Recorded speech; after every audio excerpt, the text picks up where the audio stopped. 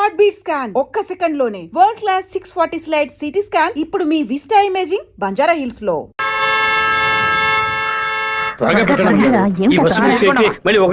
వెళ్ళాలి దాన్ని ఆడ పెద్ద సమస్యగా ఆయన నన్నే చూస్తున్నట్టు పిరికి వెద్దవి కనుక నీకెవడు పిల్లని ఇవ్వడం లేదు, అర్థమైందా? నాకేవు, నేను తీసుకొస్తాను, నువ్వు పద పద. అందరం కలిసి ఒకసారి మాట్లాడుకుందాం, అప్పుడు కూడా కుదరకపోతే తర్వాత చూసుకుందాం. గంగా ఏంటా నడక? పిల్లి నడుస్తుంది, కుక్క నడుస్తుంది, కొత్తగా నా నడక గురించి అడుగుతున్నారేంటి? సరే వాడి సంగతి అలా ఉంచు. ఆ సుబ్బారావు కూడా చేపల పులుసు పట్టుకుని అటు ఇటు తిరుగుతున్నాడే, వాడి సంగతి ఏంటి అంట? చేపల పులుసా? అయ్యో ఏవే, నువ్వు పెట్టే చేపల పులుసు వాసన నాకు తెలియదా? లేదా క్యారేజ్ లో తీసుకెళ్లేటప్పుడు చప్పుడు రాదా? మన శివకేనండి, ఎప్పుడైనా చేపల పులుసు పెడితే బస్సులో పంపిస్తాను. కొర్రమీను తలముక్కంటే వాడికి మహా ఇష్టం. నీకు అసలు బుర్రాబుద్ధి ఉందా అంట? ఆడు బాడికి దాన్ని అక్కడ పక్కన పెట్టి బస్సు తోడుకుంటూ ఉంటాడు. మన గిట్టనోడు ఎవడైనా ఆ పులుసులో ఏదైనా కలిపితే ఏం చేస్తావు? నాయనో, ఇందులో ఎన్ని మతలపులున్నాయా? భోంచేయి బావా, భోంచేయి. ఈ మండు టెండలో ఇంతసేపు వెయిట్ చేసి కష్టపడి భోజనం తీసుకొచ్చావు కదరా, నువ్వే ముందు తినాలి. ఎంత నువ్వు నన్ను కోపంలో చావు బాదిరా. భోజనం విషయంలో మాత్రం ఇంత బోళాగా ఉంటావు అనుకోలేదు. నీ ప్రేమకు అసలు ఎలలే లేకుండా పోయాయి. నీ ప్రేమకు నేను ఎప్పుడు బానిసగా ఉంటాను రా. ఏంట్రా సత్తిగా, భోజనం బాగా రుచిగా ఉందా? అమ్మగారి చేతి వంట కదా, మరి మైకం వచ్చేలాగేమి లేదు బావా. ఈ కళ్ళు తిరగడాలు అలాంటిది ఎందుకు అలా అడుగుతున్నావు? ఏం లేదు, చాలా దూరం నుంచి భోజనం వస్తుంది కదా, మన శత్రువులు ఎవరైనా విషం కలుపుకుంటే అయిపోతాను కదా, అందుకే ముందు నీ మీద టెస్టింగ్ చేశా. అరే దుర్మార్గుడా, నువ్వు పెట్టిన భోజనంలో ప్రేమ ఉంటుంది అనుకున్నాను, ఇలా పాయిజన్ ఉంటుంది అనుకోలేదు. 100 మైళ్ళు దాటుకుని భోజనం వస్తుంది, మీరు ఇంకేం బాగుపడతారా? ఒక తల పీసో లెగ్ పీసో తింటావా? పులి కాకలేసిన పిజ్జా తిందో. అయితే పెప్సీ తాగుతుందా? కూడబెట్టిన డబ్బంతా పోగేసి స్థలం కొన్నానే. 7 లక్షలు నమ్ముకునే కదా మన భవిష్యత్తు ఉంది. ఈ నోటీసు చూసిన తర్వాత నేను సగం చచ్చిపోయాను. ఏమిటండి ఇలా మాట్లాడుతున్నారు? అయిపోయింది, ఇంకా మన పిల్లల భవిష్యత్తు అయిపోయింది. ఏంటి క్లాస్ రాకుండా ఇక్కడ కూర్చున్నావు? ఇంట్లో ఒకే ప్రాబ్లం. కొన్ని రోజుల క్రితం మా మావయ్య ఎయిర్పోర్ట్ దగ్గర 2 గ్రౌండ్ల స్థలం కొన్నారు. సడన్ గా ఆ ల్యాండ్ ని తీసుకుపోతున్నారని గవర్నమెంట్ వాళ్ళు నోటీస్ ఇచ్చారు. మా ఫ్యామిలీలో అందరూ చాలా బాధపడుతున్నారు. అది సరే, ఎవరి దగ్గర ఆ స్థలం కొన్నారు? శివ చెప్పు జయంతి. నేను నీకు విషయం చెప్పినట్టు రాధికాకు తెలీదు. సరే నేను చూసుకుంటాను. దొంగ చటక ఎందుకు తలుపు గడియ పెడుతున్నారు? రేయ్ మామా, రేయ్ ఏంట్రా బొత్తిగా మర్యాద తగ్గుతుందా? ఆ ఎయిర్పోర్ట్ పక్కన ఉన్న ప్లాట్ ని ఎవరికి చూపించొద్దు అని చెప్పాను కదా. నువ్వేమో 2 ఏళ్ల క్రితం రామనాథం అనే వ్యక్తికి అమ్మావు. ఎయిర్పోర్ట్ అక్విజిషన్ నోటీస్ చూడగానే వాడు కుటుంబంతో పాటు ఊరేసుకుంటారని తాడుకొనడానికి వెళ్ళాడు. బాగుపడతావా? వాడు మాత్రం ఆ స్థలం కొన్నాడా? మొత్తం 160 మంది కొనుక్కున్నారా? వాళ్ళ గురించి నాకేం దిగులేదు. ఇతని సంగతి ఏంటి? నేను తీసుకున్న ఇంట్రీమ్ స్టే ని ఎయిర్పోర్ట్ అథారిటీ కొట్టేసింది. హైకోర్టుకి వెళ్ళి పర్మనెంట్ స్టే తీసుకుంటే సరిపోయా. నీతో ఇలా మాట్లాడితే వర్కౌట్ అవుతుంది కానీ రే సత్తిగా, జేసీపీ సత్యమూర్తికి ఫోన్ చేస్తాను. ఏమావా, పోయిన సంవత్సరం మన ఊళ్ళో ఇల్లు కట్టావే, ఎంత అయింది? 20 లక్షలు. ఎందుకు అడుగుతున్నా? ఆ 20 లక్షల్ని 4,000తో నేలమట్టం చేస్తాను చూడు. ఏంది? 6 గంటలు జేసీపీ రెంట్ 3,000, 500 బయట 500 డీజిల్. నేను ఓకే కూల్చేస్తా. ఏంద్ర నువ్వు అనేదే?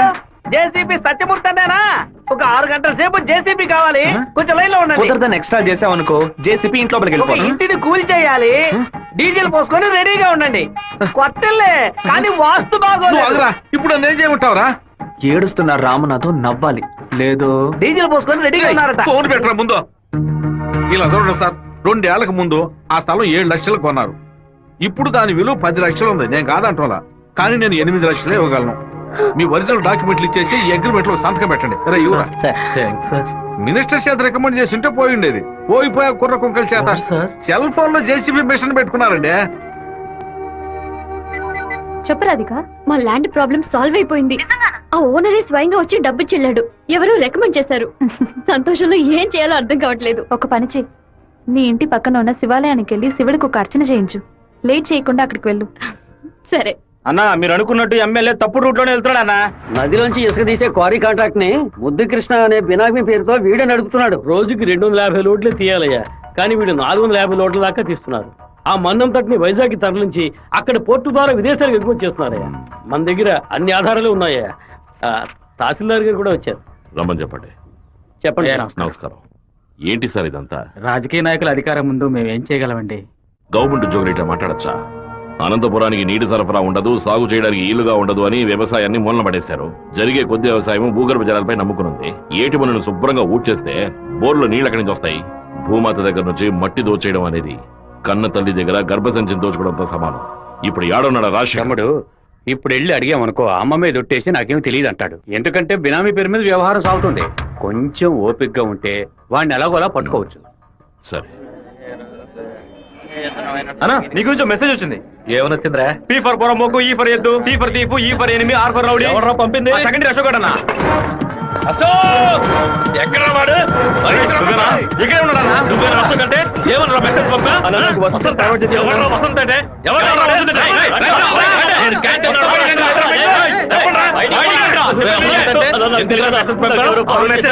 మార్వాడు చేసింది. ఈ జయంతి ఆ మెసేజ్ ని క్రియేట్ చేసింది నేనే. అందరి దగ్గర మొబైల్ చెక్ చేయండి. నిన్న క్యాంటీన్ లో పీటర్ మంజుని ర్యాగింగ్ చేశాడు కదా, ఆ కోపంలో మంజుకి మెసేజ్ పంపించాను. అది ఎవరికో ఫార్వర్డ్ చేసింది. ఇక్కడ ఉన్న వాళ్ళ ఇన్బాక్స్ లో మెసేజ్ కనుక ఉందంటే వాళ్ళ బట్టలు తీసి నడి రోడ్డులో చెప్పు జయంతి. చెప్పేట్రా ఆ మెసేజ్ నాకు వెంటనే ఫార్వర్డ్ చేయి. నేను దాన్ని రాధికకు పంపిస్తాను. దాన్ని డిలీట్ చేయకుండా వాడికి చూపించమని చెప్పు. ఎవడరా ఈ నెంబర్? నాకేం తెలియదు. ఎవడరా నీకు పంపింది? శివ శివ పంపించాడు. డిలీట్ చేయొద్దు. ఎవడు శివ? మెసేజ్ పంపించిందన్నా. ఉమా ఎవర్రా ఉమా? రేయ్ దీని మొబైల్ చెక్ చేయరా. పంపించింది మంజు అన్న. ఎవరు పంపారా నీకు? రాధిక. అసలు మెసేజ్ నీకు ఎవరు పంపారా? ఫార్వర్డ్ మెసేజ్ ఎవరో నాకు తెలీదు. 9842465557 ఎవరి నెంబర్ ఇది? నాకు తెలీదు. ఎవరి నెంబర్ ఇది? బాస్ నేనే బాస్. నేనే ఆ మెసేజ్ క్రియేట్ చేశాను. రేయ్ మీరందరూ వెళ్ళండి. వెళ్ళండి క్లాసులు వెళ్ళండి. ఉండు రా, నువ్వు వెళ్ళు.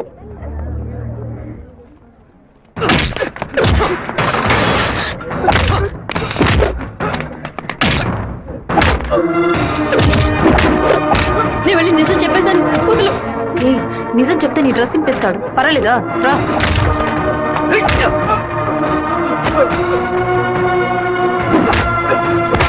పీటర్ ఆగు ఆగు. పీటర్ నా మాట విను. ఇక మీద ఇలా జరగదు. అసలు ఇదెవరో తెలుసా నీకు? నువ్వేం మాట్లాడుకో, నాదే తప్పు. జరగదని చెప్తున్నాను కదా. తీసుకుపోరా ముందు ఇక్కడ నుంచి పో. రారా శివ రా. ఏరా వాడు నిన్ను కొడితే నువ్వు తిరిగి కొట్టవా? ఏమయ్యా బావా, నువ్వు చూస్తూ ఊరుకున్నావా? ఈ ఊళ్ళో ఈ బ్రతుకు బతికే బదులు మన ఊరికి వచ్చి బర్రె గొడ్ల దగ్గర పేడెత్తుకొని బతకొచ్చు కదయ్యా. రేయ్ నన్నేం చేయమంటావరా? ఇది ఎందుకు మెసేజ్ ఇచ్చాడు? ఇస్తాడయ్యా ఇస్తాడు. దాన్ని నువ్వు మేనేజ్ చేయాలి. అట్లా చేయకుండా రే పంది, నువ్వు చూస్తూ ఊరుకున్నావా? ఊరుకోరా లేదంటారా నీకు? ఊరుకోరా పీకానంటే వదిలేయమంటే వదిలేస్తాను అనుకున్నావా? ఏం చేయాలో నాకు తెలుసురా. అయ్యగారికి ఇప్పుడే ఫోన్ చేసి చెప్తాను. ఫోన్ లాక్కుంటే పీసీ పోలేదు అనుకున్నావా? టెలిగ్రామ్ చేస్తాను. పౌరంతో సందేశం పంపిస్తాను. విషయం బయటకు తెలిస్తే అమ్మాయికి ఏమవుతుందని భయపడి నేను మూసుకొని వచ్చాను. నువ్వేమో దగ్గరెచ్చిపోతున్నావు. చంపేస్తాను. చంపరా చంపే. నేను ఈ తిరుపతి వదిలి వెళ్లేలోపు వాడు గొంతు పిసికి చంపకపోతే నా పేరు సత్యబాబే కాదు. ఇదే నా శరణం. ఏంటి సార్ ఇది? పంతులు స్ట్రైట్ గా కమిషనర్ కే కంప్లైంట్ ఇచ్చాడు. లేపెత్తాం సార్ వాడిని. నా మాట విని నువ్వు లొంగిపో. అప్పుడే ఈ టేబుల్ మీద ఉన్న నీ కేసు ఫైలు ఆ షెల్ఫ్ కి వెళుతుంది. వారంలో నువ్వు బెయిల్ మీద బయటికి రావచ్చు. లేకపోతే కమిషనర్ నీకు స్పాట్ పెడతాడు. సరే బొక్కలతో మనసు చాలా బాధగా ఉంది జయంతి. నేను నిద్రపోయే వారం రోజులైంది. నేను చేసిన తప్పుకి శివ దెబ్బలు తిన్నాడని తలుచుకుంటేనే బాధగా ఉంది. సారీ 4 సార్లు మెసేజ్ పంపించాను. వాడు రిప్లై కూడా చేయలేదు. వెంటనే పర్సనల్ గా కలిసి సారీ చెప్పాలని ఉంది. సరే, సారీ చెప్పేటప్పుడు ఒక థ్యాంక్స్ కూడా చెప్పాయి. థ్యాంక్సా? ఆ రోజు మీ ఇంట్లో ల్యాండ్ ప్రాబ్లం కి ఎవరో రికమెండ్ చేశారని చెప్పావే, అతను వేరే ఎవరో కాదు, శివాని. తన ముందుండి వాళ్ళ ఓనర్ తో మాట్లాడి డబ్బులు ఇచ్చేలా ఏర్పాటు చేశాడు.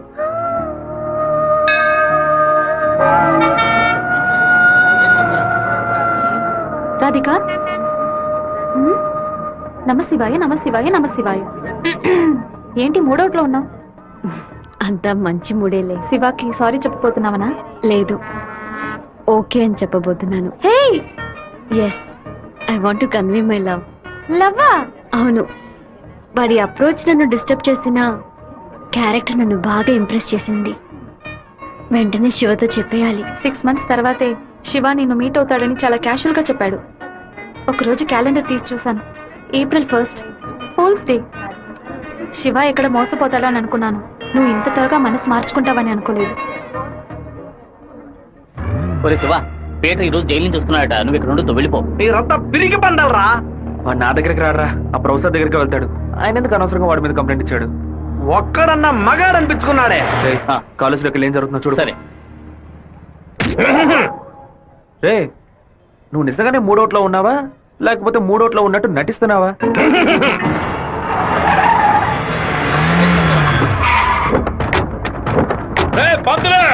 ఎక్కడున్నారా? బయటికి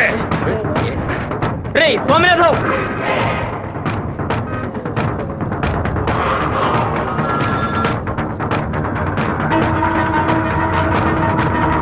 అన్నా స్వామినారాయణ, నా మీద కంప్లైంట్ ఇస్తే నేను ఊరొద్దులు వెళ్ళిపోతాను అనుకున్నావా? ఈ కాలేజ్ ప్రిన్సిపల్ ఏనా అడగడు? తెలుగు పంతులు నువ్వు నా మీద కంప్లైంట్ ఇస్తావా? నువ్వు బతిమలాడితే నేను వదిలేస్తాను అనుకున్నావా? నువ్వు పెద్ద స్పైవా?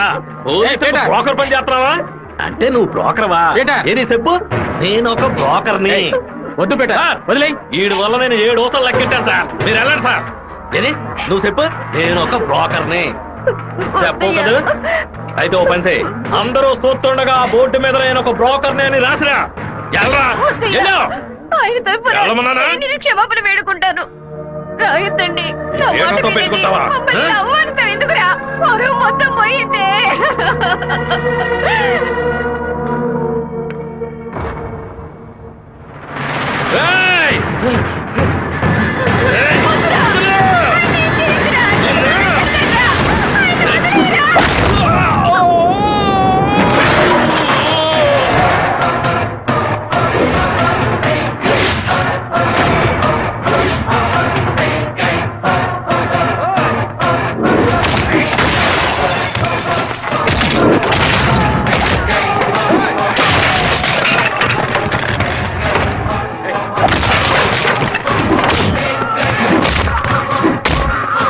పోలీసులకు ఫోన్ చేద్దాం సార్. వాడిని మనం అసలు ఏమీ చేయలేకపోతున్నాం. కొట్టేవాడిని ఆపడం ఎందుకు?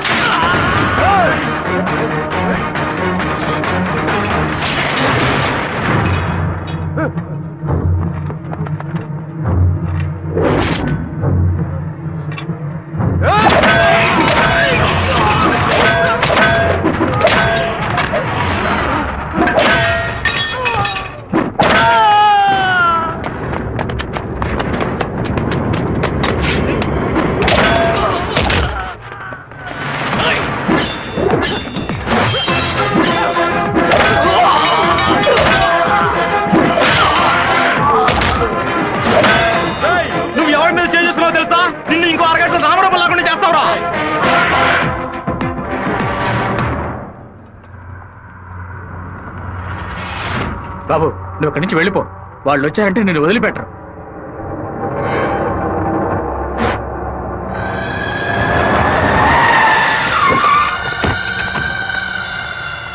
అడే అన్న, నరకండి రావండి.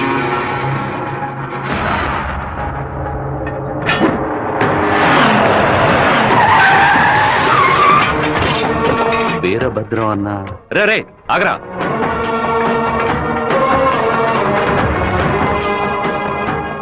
నాన్న ఏంటి నాన్న? వీరభద్రం అన్న కొడుక. నమస్తే అన్న. తప్పు జరిగిపోయింది, తెలియకుండా తప్పు జరిగిపోయింది. ఓబ్లేసు, రౌడీలతో వచ్చావేంటి? ఏంటి గొడవ? ఈ మెంట్లోడన్నా ఏదో తెలియక మీ అబ్బాయితో గొడవ పెట్టుకున్నాడు.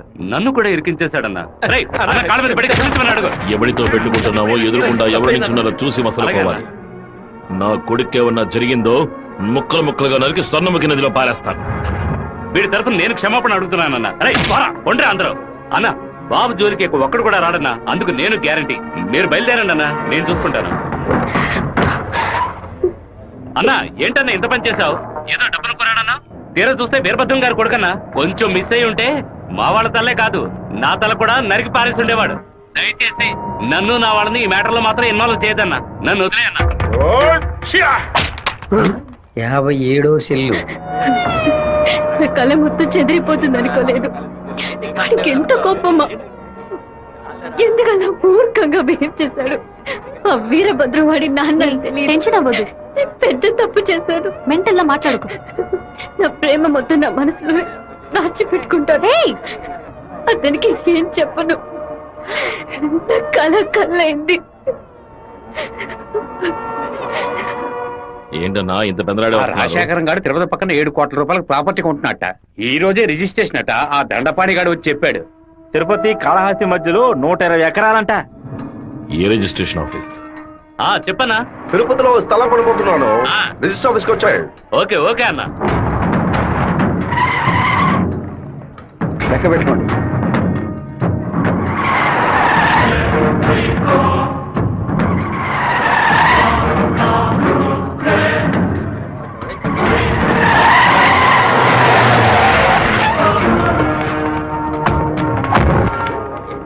అన్నా ఇక్కడికి వచ్చారా? ఇక్కడేం చేస్తా ఉన్నావు? ఓ స్థల రిజిస్ట్రేషన్ పని మీద వచ్చాను. ఆహా. ఎవరి డబ్బుతో కొన్నావు? ఊరి ప్రజలకు మంచి చేస్తావని నేను ఎమ్మెల్యేం చేస్తే ఏటిమనని దోపిడీ చేసి ఆస్తి సంపాదించుకుంటున్నావా? ఏంటన్నా దోపిడీ గిఫ్ట్ అని మాట్లాడతారు? ఎంత పెట్టి కొన్నావు? 70 లక్షల కన్నా. నువ్వు చెప్పేది నిజమేనా? నిజమేనా? ఆ బండి రాపండ్రా. అయ్యా, మీ సమస్యల్లో మమ్మల్ని ఇరికించొద్దు. మొత్తం వాల్యూ 7.5 కోట్లు. మాది పెద్ద కుటుంబం. ఈ డబ్బు అందితేనే మా ప్రాబ్లమ్స్ అన్ని సాల్వ్ అవుతాయి. మీ డబ్బుకు వచ్చినటువంటి ఆపద ఏమీ లేదు. కాకపోతే ఈ సమస్య పూర్తయినంత వరకు మీరెవరు ఇక్కడి నుంచి కదలకూడదు. దీనికి ఎక్కడి నుంచి వచ్చాయి నీకు 7,30,00,000 రూపాయలు? కలపకొట్టి నుంచి వచ్చిందా, ఎరువు కొట్టి నుంచి వచ్చిందా? లేదన్నా, భార్య నగలం మేడం. వ్యవసాయంలో కొంచెం డబ్బు వచ్చింది. ఓహో, నీ పెళ్ళం 40 కిలోల బంగారం తీసుకొచ్చిందా? ఏంటన్నా కొంచెం మర్యాద ఇస్తే ఓవర్గా మాట్లాడుతున్నావు. అనంతపురానికి నేను ఎమ్మెల్యేనా మీరు ఎమ్మెల్యేవా? అన్నిటికీ సంజాయిషులు చెప్పాలా? అందరూ ఇంటి నుంచి డబ్బులు తీసుకొచ్చే పార్టీ పడుతున్నారా?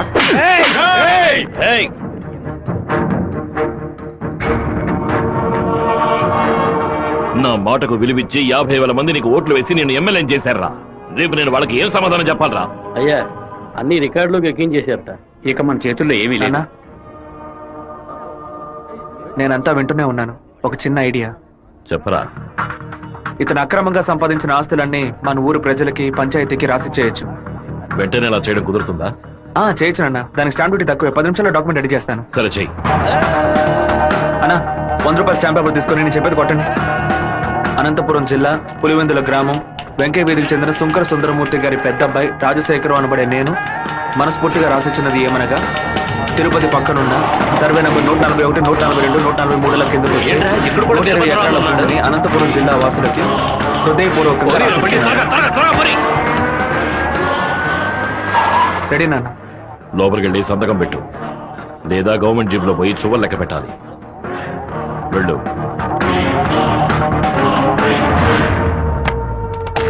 రాజశేఖరం, ఎప్పుడైతే నువ్వు ప్రజల డబ్బుని దోచుకున్నావో అప్పుడే ఎమ్మెల్యేగా ఉండే అర్హతని కోల్పోయావు.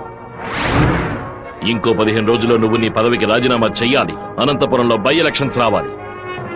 ఇలా చూడు, నువ్వు రాజీనామా చేసినా బై ఎలక్షన్స్ వస్తాయి, నువ్వు చచ్చిపోయినా వస్తాయి. వెళ్ళు.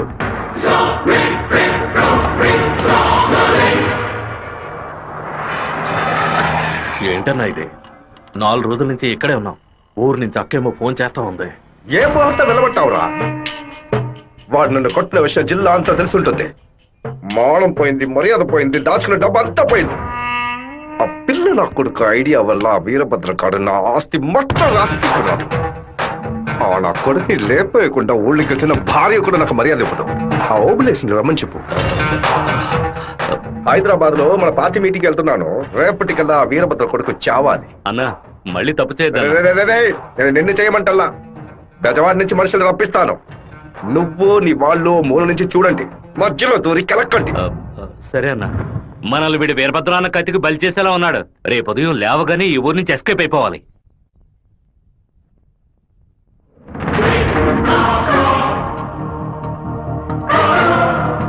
అన్నా, ఆ ఓప్లెస్ గాడు తిరుపతి రిజిస్ట్రేషన్ ఆఫీస్కి వచ్చాడు. నన్ను చూడగానే తప్పుకున్నాడు. వాడికి మా అబ్బాయికి ఏదో గొడవ అయ్యింది. రాజశేఖరం రిజిస్ట్రేషన్ కి వాడెందుకు రావాలి? ఏదో తేడాగా ఉంది. అయ్యా చెప్పండి అయ్యా. మన శివకి ఆ పీటర్ గాడికి ఏంటి గొడవ? అయ్యా అది దాచిపెట్టకుండా నిజమేంటో చెప్పు.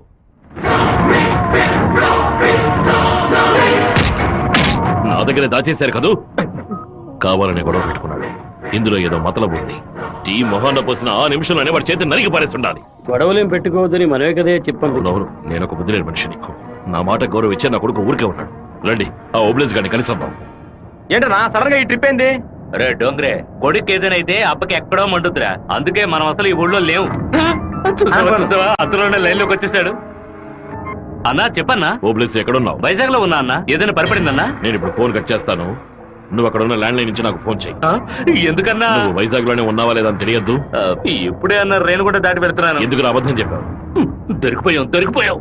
నాకు దీనికి ఏ సంబంధం లేదన్నా. ఆ రాజశేఖరవే బెదవాడిచ్చి బందర్ నుంచి మనుషులు రప్పించి బాబు నేసేలని చూస్తున్నాడు. ఏమన్నావురా? ఈ విషయం మీకు తెలీదా? నా కొడుకు ఒంటి మీద చిన్న గీత పడినా సరే తిరుపతిలో ఉన్న రౌడీలందరినీ ముక్కలు ముక్కలుగా నరికి పారేస్తానా? నారా తిరుపతికి.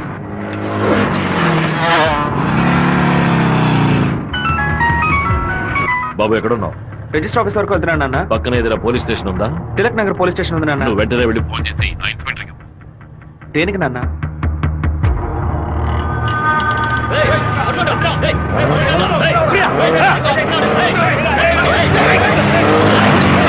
మాధవరావు ఎక్కడున్నావు? విషయం ఏంది బావా?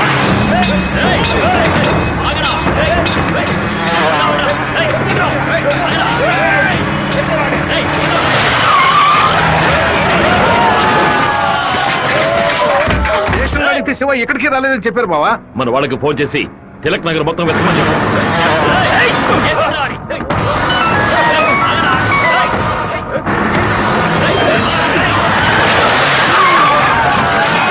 చెప్పండి అన్న. తిరుపతిలో మీ వాళ్ళకి ఫోన్ చేసి అన్ని చోట్ల వెతకమని చెప్పు. పీటర్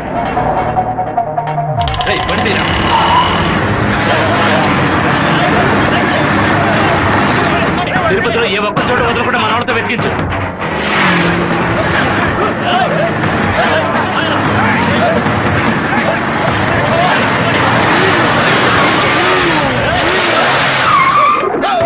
వాడికి ఏదైనా అయితే మనల్ని వేసేస్తారు. నేను ఆ కొండపైకి వెళ్ళి చూస్తాను. మీకు ఏదైనా తెలిస్తే నాకు ఫోన్ చేయండి. అలాగనా?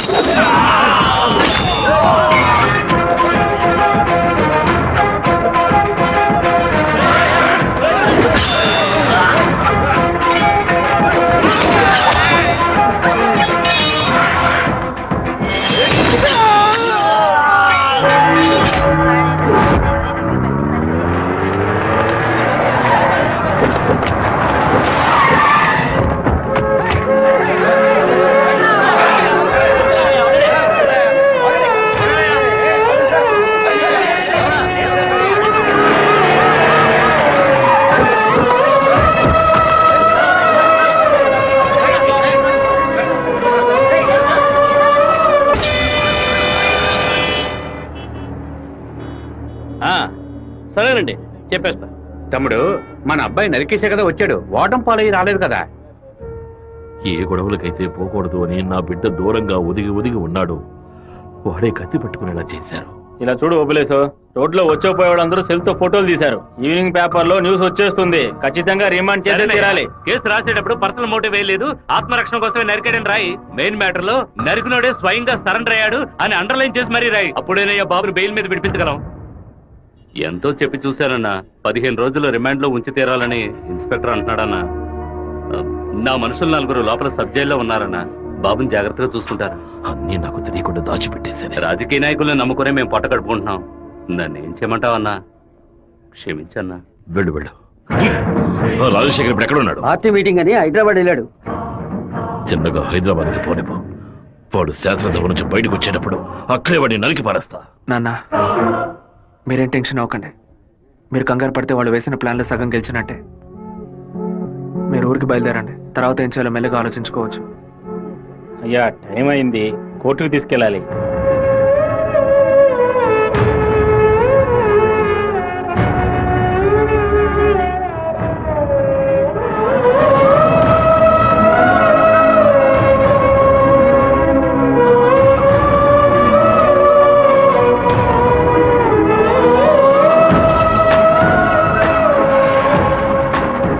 నా బిడ్డ ఎక్కడా? నా బిడ్డ రాలేదా? వాడిని జైల్లో పడేశారా? ఇందుకేనా వాడిని ఊరికి పంపించింది? భగవంతుడా, నా కడుపు మండిపోతుంది. నా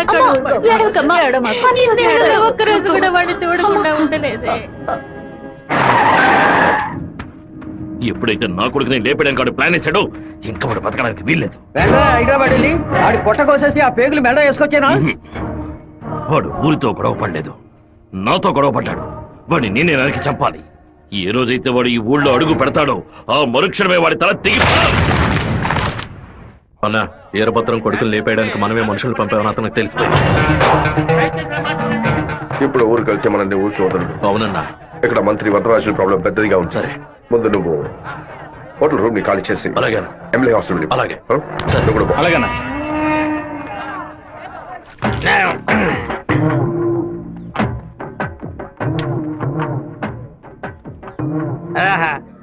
తాగి ఉన్నామే, తాగి బండి డ్రైవ్ చేసుకుంటూ పోతే పోలీసు వాళ్ళు లోపల పెడతారు. నెట్టుకుంటూ పోతాం.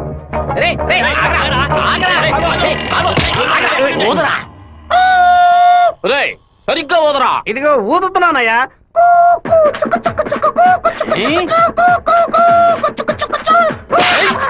ఎగతాళా?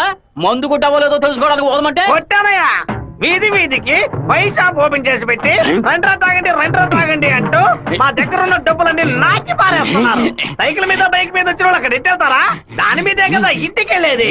ఒక పని చేయండి అయ్యా, తాగుబోతులకు మాత్రం రాత్రి 7 గంటల తర్వాత ఒక బస్సు ఏర్పాటు చేయండి. మేము ఫుల్ గా తాగి ఇంటికి వెళ్ళి హ్యాపీగా తొంగుంటాం. ఓవర్గా మాట్లాడగరా. అలాగే మాట్లాడతానండి. తాగేసి బండి డ్రైవ్ చేసుకుంటూ వెళ్ళకూడదనే చట్టం ఉంది. చట్టం ఉందా? బండి నెట్టుకుంటూ వెళ్ళడం తప్పు కదా, కానీ ఎవడ బండు నెట్టుకుంటూ వెళ్ళడం తప్పురా. నువ్వు నెట్టుకొచ్చింది మా హెడ్ గారి బండి అయ్యా.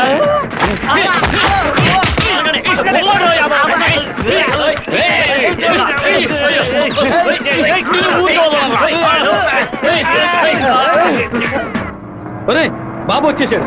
అమ్మగారు చెప్పండి.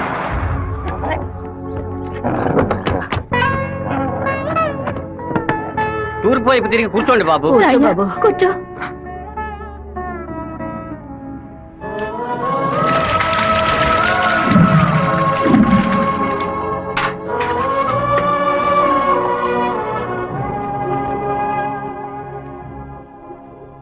అమ్మా ఎందుకు ఇలా డల్ గా ఉన్నారు? నేను రావడం మీకు ఇష్టం లేదా ఏంటి? నువ్వు వచ్చిన సంతోషంలోనే అమ్మకు నోట మాట రావడం లేదన్నయ్య. నీకు నా మీద అంత ప్రేమ అమ్మా? ఏంట్రా గబుక్కుని అలా అడిగేశావు? మరేంటమ్మా ఇన్ని నీళ్లు నా తల మీద పోసావే, చూసుకోవడానికి ఒక తుండుకుంటైనా ఇచ్చావా? దీనికి ఏం తక్కువ లేదు. ఉండు, తల తుడుస్తాను. లక్ష్మి లోపలికి వెళ్ళి అటెండెన్స్ చేసి గిఫ్ట్ ఇచ్చేసి వెంటనే వచ్చేయాలి. మరైతే నువ్వు రావా? నీ ఫ్రెండ్ పెళ్లికి నన్ను చేంజ్ చేయమంటావు? నేను ఒంటరిగా వెళ్ళానని నాన్నకి తెలిసిందో నేను చెదకబాతారు. రా అన్నయ్య. అమ్మ వాళ్ళు రాలేదా?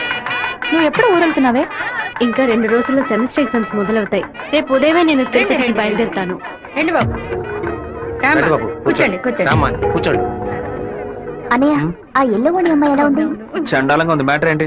ఆ బ్లూ ఓణి నీకేమైనా పిచ్చి పట్టిందా? అది కాదు, ఇక్కడున్న అమ్మాయిలందరూ మన క్యాస్ట్ వాళ్లే తెలుసా? వీళ్ళలో ఒక్కనే నువ్వు సెలెక్ట్ చేసుకున్నావు అనుకో, నేను అది వెళ్ళి అమ్మ చెవిలో ఊదుతాను, అమ్మ నాన్న చెవిలో ఊదుతుంది, ఆ తర్వాత నీ పెళ్లిలో నాదస్వరం ఊదుతారు. ఎందుకంత కక్ష?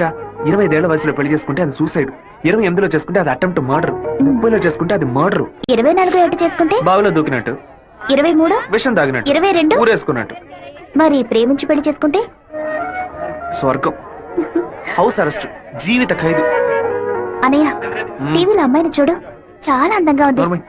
అయ్యో ఒకసారి చూడు. ఏంటా జరుగు? తను నచ్చిందా? చాలా అందంగా లక్షణంగా ఉంది కదా. తను ఎవరో ఏమిటో నేను కనుక్కొని నీ చేత ఆత్మహత్య చేయించరా?